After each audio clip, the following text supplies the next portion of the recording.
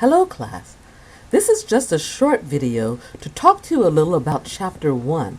We're coming to the end of that and the due date, which is January the 30th. Here are just a few things I want you to be sure you have gotten after you've read through Chapter 1 and done the exercises. The first thing is I want to be sure that you are aware of these options here using the three sociological perspectives: symbolic interactionism, functional analysis, conflict theory. Now, those three things are very important to us, and as a first-time person taking a sociology class, you want to know what they are. If you look in the line art PowerPoint, you'll see these three things and a nice little chart on them that explains each one by one. Try to get them clear in your mind so that when you read the other chapters and they say, what is the solution from the symbolic interactionist perspective, you'll have some idea what they're talking about. Just a little hint, by the way, if that term is symbolic interaction, I think you already have an idea that that theory has something to do with the symbols of interaction, about people interacting with each other, and the symbols and things that we might use to help us make decisions about people, their stations in life, what their intentions are. And if you're thinking that, you would be absolutely right.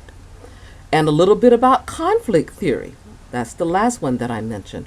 On conflict theory, if you're thinking these must be people, sociologists, who believe that life is full of conflicts. It's always one thing against another, one group of people against another group of people, the haves, the have-nots, the powerfuls, the powerless.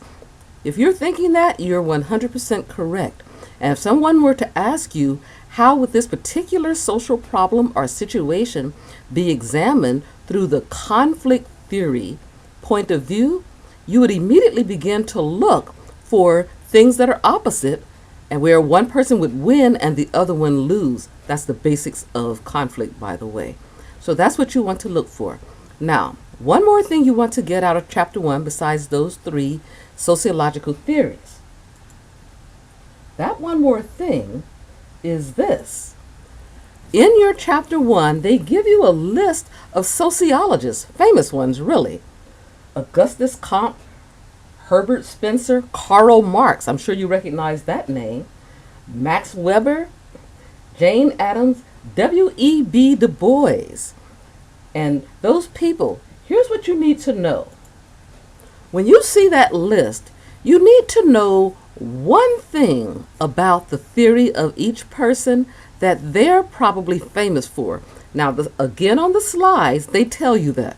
They just break it down into one phrase, okay? And that way you would pair that phrase with that person.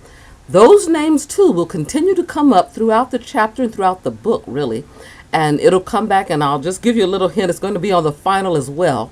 You want to know those people and what their particular thing in theory is in one short phrase. You don't have to memorize it, what I mean to say word for word. You just need to have the gist of it, and you will have what you need. Okay, so you do those things in Chapter 1 before you leave. You can feel like you've got it. Get all your check marks done. If you want to check for when the due date is on anything, check on the syllabus. Okay, go to the syllabus and see where it says, there's a whole column that says due dates, and make sure you're hitting those due dates. After the due date, you could still do the work. The computer will accept it. You just may not be getting the points, and you'll wonder why. And that will be the case, okay? So do pay attention to the due dates, and that's about it, all right? You can always email me, as you have been doing, if you have any questions. Good luck, and I'll talk to you again probably next week. Bye-bye.